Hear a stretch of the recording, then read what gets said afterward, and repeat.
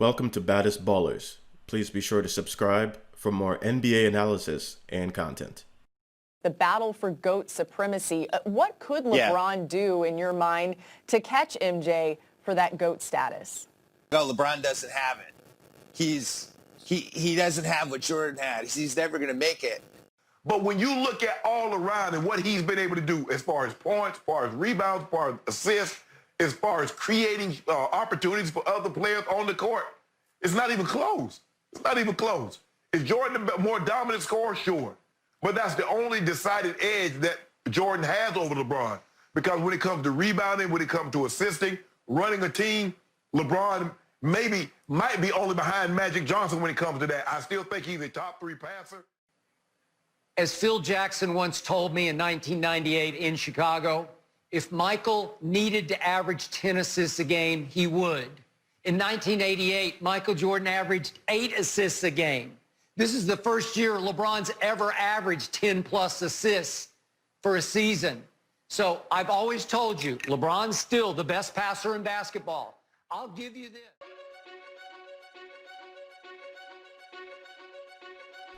Pretty much every NBA fan and analyst has, does, or will engage in a debate regarding the greatest player to ever lace up.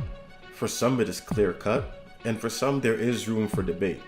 But what is clear is that pretty much no one is on the same page. Defining terms is the key to discussion, such as determining who the best player is. A huge part of the problem is that many people have different criteria for what even constitutes the greatest player. Some have a bias for strong scorers, others still think playmakers should top the list of greatest players, and so on. Even trickier is comparing players across eras. I would go so far as to posit that there is theoretically no fair way to do this, but if doing so, it is important to level the playing field as much as is possible. And though there is no definitive set of criteria that can empirically define the greatest player of all time, there are specific criteria that should without question be omitted. And that's pretty much every award given to NBA players. MVP, Defensive Player of the Year, Rookie of the Year, etc. Reason being is that these awards are voted on. And if you can think of even a single award that you think was awarded incorrectly, then you see my point. To be sure, awards are in fact a good proxy to determine a player's worth. A player is probably not going to win 4 MVPs if he isn't great. However, much like the discussion for the GOAT, media members that vote on awards such as MVP often cannot even agree on exactly what constitutes the most valuable player in a given year. In addition to awards that players have accrued, non-individual accomplishments should also be excluded from the discussion. You can call this the Robadori rule, if you will. Obviously, basketball is a team sport, and yes, clearly an individual player can have an outsized impact on the success of their team, but even highly impactful players require a good team around them, and even some luck to enjoy sustained success on the basketball court. Consider this: if a player leads their team to a 67-win season and subsequently helps his team get to the finals as both the best offensive and defensive player on their team, but ultimately falls short in the finals after the second and third best players on his team fall to injuries, is it fair to hold his failure to win it all against him? In a conversation that deals solely with career accomplishments, sure. But again, that goes back to the importance of defining terms. Lastly, would be including any stat, whether a basic counting stat or utilizing more advanced analytics, without applying proper context.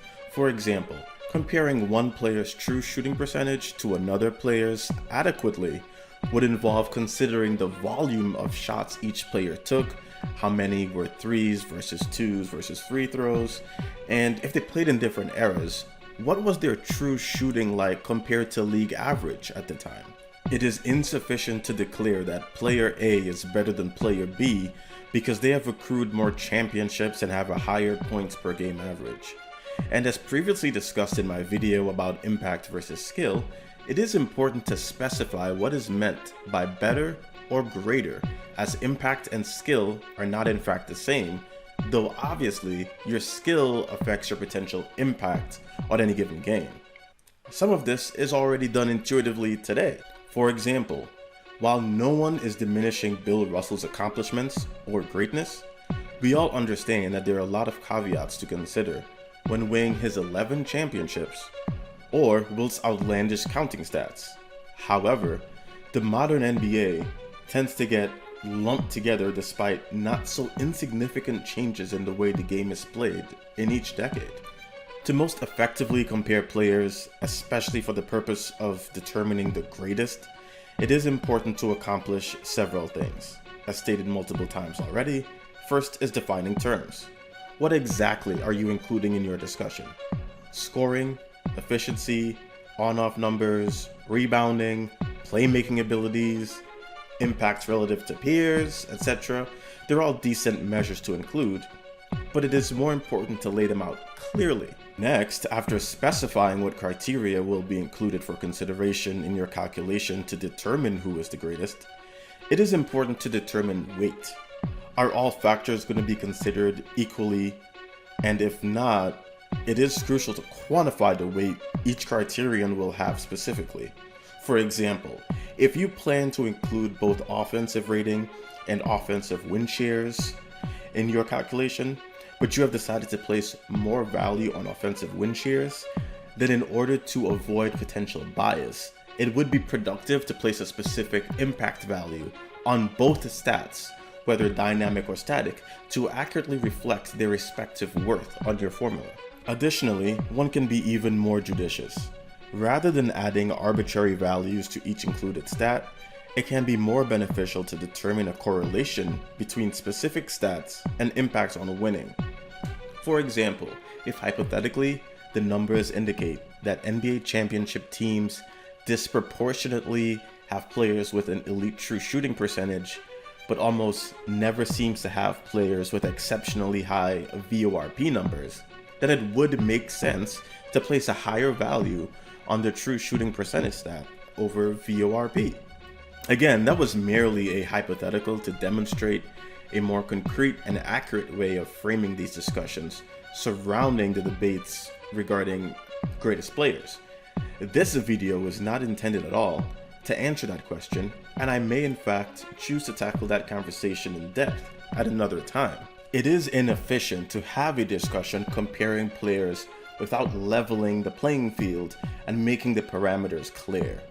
Nostalgia, the eye test, you had to be there, they do have their place in sports and fandom, but they tell us nothing about the contributions and the consistency of contributions, let alone the variety of impact that any given player had while on the court.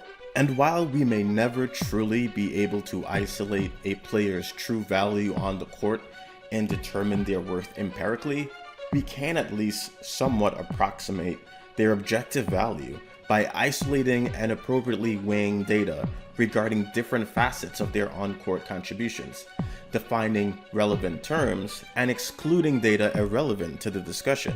Hopefully, this video has provided you with some insight on how to adequately contextualize any discussion where an individual is making an argument for any given player as being the greatest of all time.